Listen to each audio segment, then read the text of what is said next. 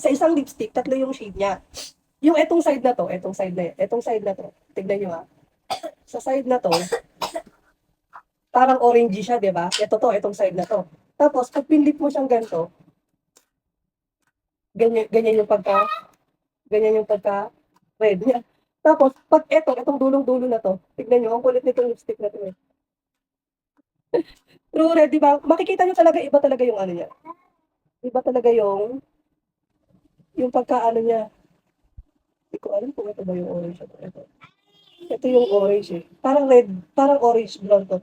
Tapos ito red to. Sa totoong color red to. Ito parang medyo pink. Di ko lang alam kasi sa ilaw. Medyo pink yan.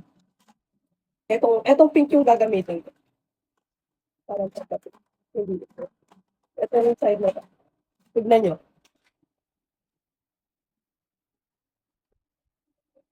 Gusto ko siya, nilalagay ko muna siyang ganyan.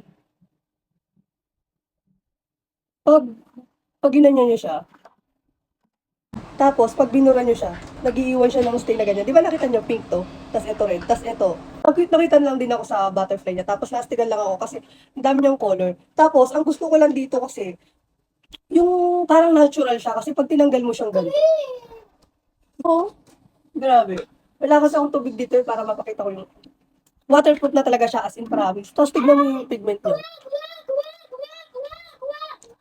Yung pantay siya, hindi yung parang dito lang meron. Hindi ganon. Yung talagang pantay siya, parang natural na yung lips mo.